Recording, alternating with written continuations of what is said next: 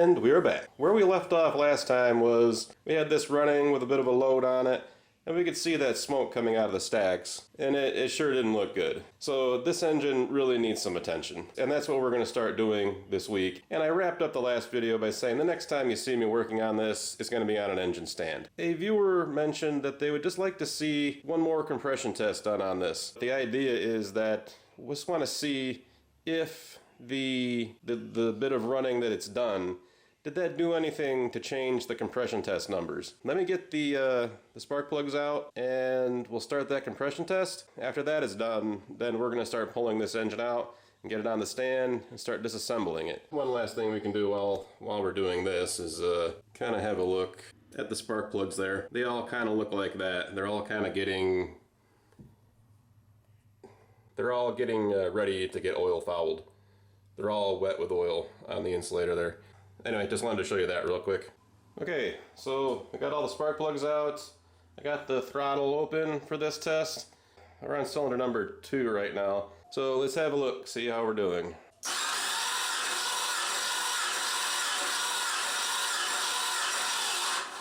Looks like 170 to me.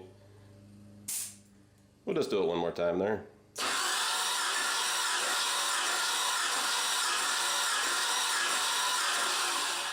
Yeah, about 170. Okay, so I'll go write that down, and then I'll go through and do the other 7, and then we can go to the board and check out the results and see if these changed at all. That's the first test we did, however many months ago that was. These are the results I just got today. You can see the differences between these from A to B, and most of them came up. That one went down a little bit, but most of them came up, stayed the same roughly, and some of them came up quite a bit. Number of reasons why that could have happened. Now that I got that done, I'm going to go unhooking this engine from the dyno, and let's get it on the engine stand. Okay, so we got the engine back out here on the stand now, and I am getting ready to disassemble this, but there is something I wanted to point out. It's almost kind of a bit of a time capsule here, because I don't think this engine's ever really had a lot of work done on it. What I wanted to point out was right here. It says WA right there, and I think that was put on at the factory, and I thought that was kind of interesting because these days trucks that age have had, you know, work done on them, so I'm just kind of like capturing that for the history of it, I suppose. What that WA to me correlates to is down here. I think that WA has something to do with that WA right there on this pad. And I'm not sure what that exactly means, but it may have something to do with the application there, like it being a truck engine. There's a few other little marks, like here. There's not much left of it, but it says WA back here on the back. I don't think that says anything there. But once we get the heads off, and the engine kind of turned upside down, we can look at what it says on the block down there too. The next thing I want to say is just something I like to do. It seems to make things go better later. Get yourself a box of bags and like that, and then usually what works out is this is the gallon size, and then there's like quart sizes, I think. But what's good is to get the ones with where they have that pad there where you can write on them, because what I've had happen in the past is I've used bags that didn't have that on there, and with oil and everything else going on, what I wrote on there got dissolved, and you know, it was a kind of a loss. And then the other thing is have a tote like that and store the little bits and pieces in there, and then it all stays together. Months later, you don't have to go wandering around, where did I put that fitting? You know, it's in there. I think I'll just start out by taking the carb off, then maybe try to get those exhaust manifolds off, because I'm a little bit worried about them, whether they're going to be a problem or not. But anyway, let's get going. And that's nice. I'm lucky that came off intact like that. Sometimes they peel off.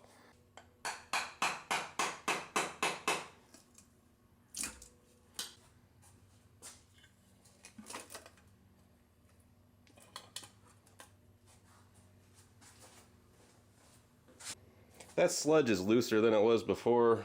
I don't know. If that business with the ATF in there was going to clean this up, I would say it's going to take a very long time.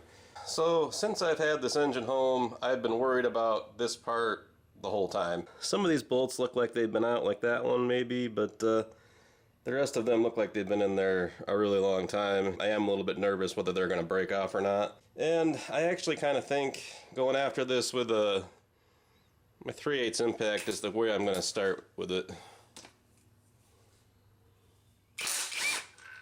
Okay, but that one's not that old. Oh, too easy. What was I worried about?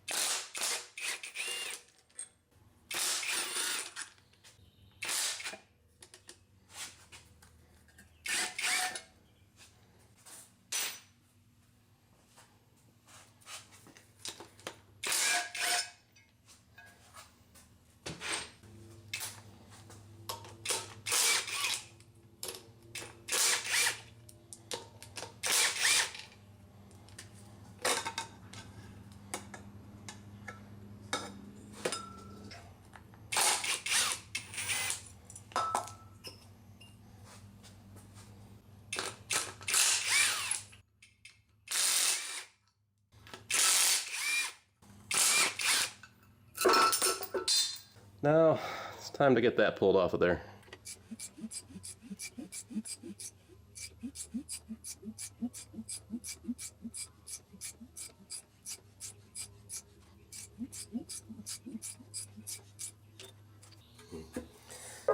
Might have to take the oil pan off first on that, but we'll do that in a minute. Let's start getting the valve train out.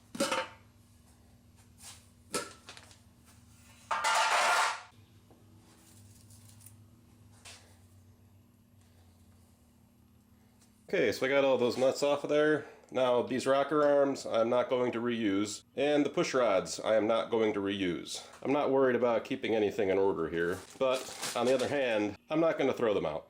I'm just going to bag them up.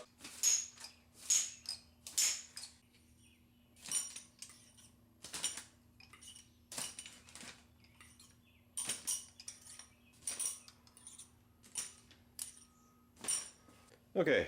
So when it comes to taking an engine apart, getting the cylinder head off of it is kind of my favorite part. Let's start loosening up these head bolts.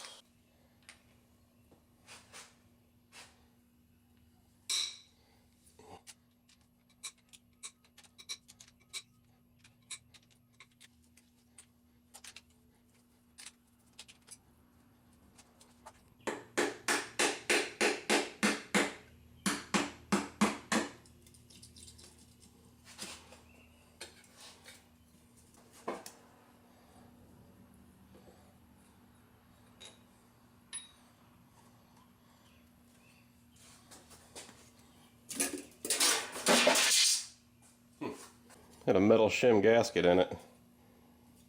Wasn't expecting that.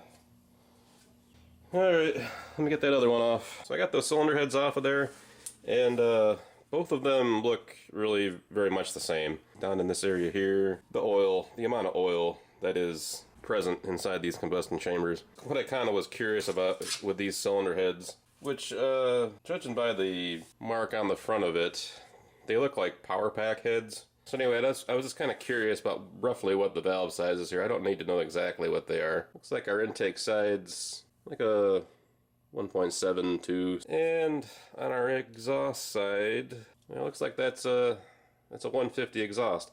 And if anybody wants to look at the numbers there, if anybody wants to dig into that, they can.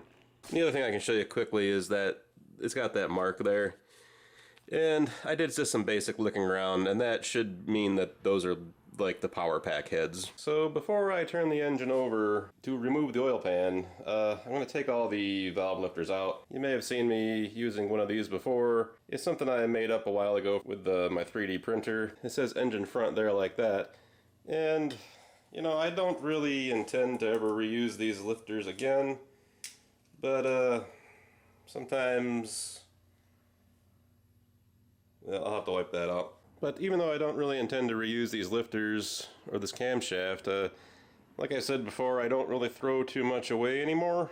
I have looked at all the valve lifters on this because of what we were doing before, they seem like they're in okay condition. So who knows, somebody might want that, but in order for me to keep it, I need to keep them all in order, and that's what this tool, this storage thing does here. You just set them in there like that being the front of it, and you just lay them out in there, and it keeps them in order. So let me get them out of there, wipe them down, store them away in here. Okay, so I got all those lifters stored away there. I don't have the lid for this made yet. It's inside the house printing right now. I mean, the lifter faces looked okay, and I'm just assuming that since they look okay, that maybe the cam lobes are okay. But we'll have to find that out here in just a minute. To get the cam out, obviously I need to get that off. And it doesn't seem to want to come off too easy right now, so I think I need to get the oil pan off in order to get that off. So let me flip this over and see what we can see there.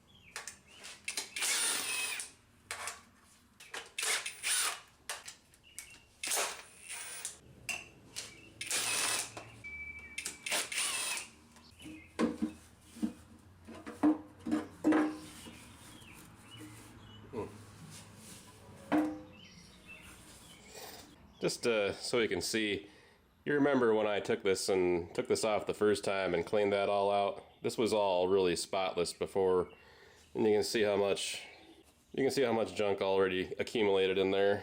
That area of the engine looks a little bit cleaner, but honestly not enough to really say much about it. All right, now let's see if we can get that, let's see if that timing cover will come off any easier.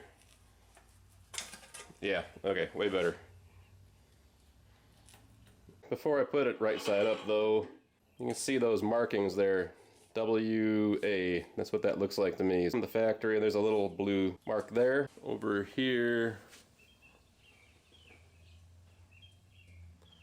Over here, on this side of the engine, kind of hard to see there. Kind of looks like a WA there, or maybe an H something there. Anyway, I just wanted to record those for perhaps historical significance, I don't know. I mean, I don't really think anybody out there would really want to restore a 1964 Chevy to that level of accuracy. I kind of doubt it, but because once this engine, all these parts go through the machine shop and the parts cleaners, all that stuff's going to be lost forever. So just kind of wanted to show you that. Now that we got the timing cover out of the way, we can have a look at our timing chain here. And you can kind of see the state that that's in. I wonder how many degrees that is. It's not the worst one I've ever seen, but it's pretty bad anyway. Anyway, let's get that out of there.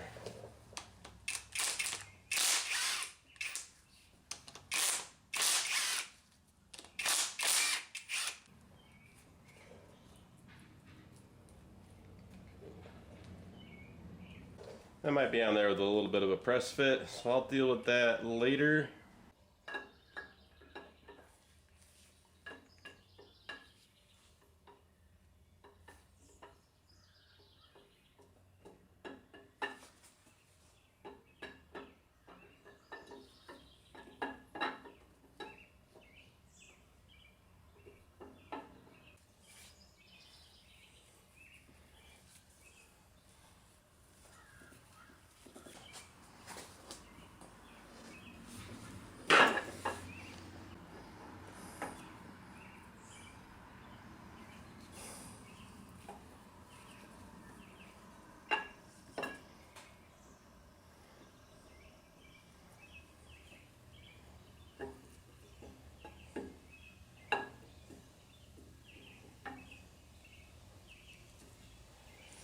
Must have been varnish or something on some of those bearings in there, or a burr from wear on one of those bearings in there, because I've never had one. I never had one come out like that before. Okay, so the journals actually don't look too bad. The lobes definitely show signs of wear. The distributor gear, it's got a little bit of wear on it. And the lobes show the type of wear you'd expect with an engine that's in this kind of condition. And I would say this camshaft isn't worth much to anybody, but I think that I will, because who knows who might want that. Probably nobody, but I'll hold on to it for a little while. You know, it might be maybe somebody's farm truck or something might just need a cam that works. So the way I do this is I take the cam and roll it up. like that. And then I take another few pieces.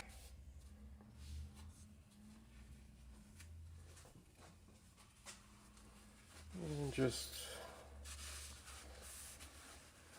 load up like that, roll the edges over, and then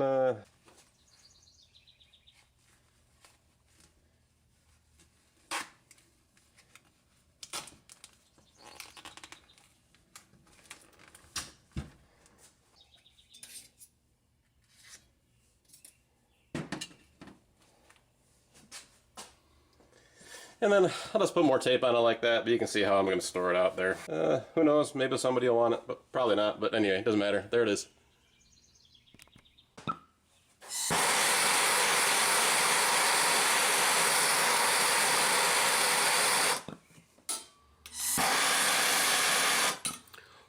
Yeah. What? Oh my word. All right.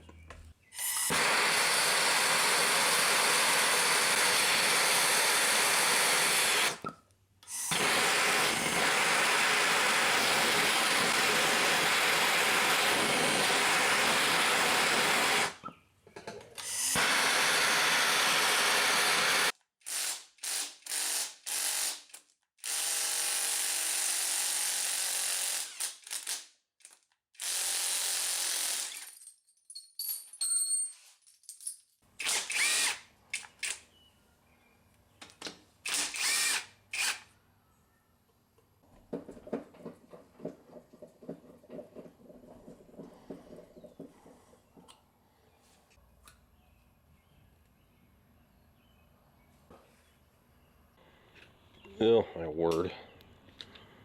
This is so unbelievable. Look at all that.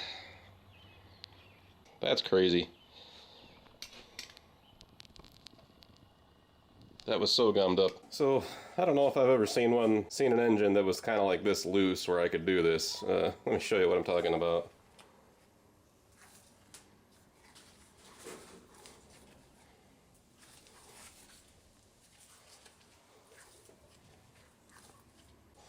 To be able to turn the engine over by pushing on the tops of the pistons. I don't think I've ever seen one that I could do that with. Yeah, it's well, let's just say it's very well broken in. Okay, I guess we could just get this oil pump out of the way here.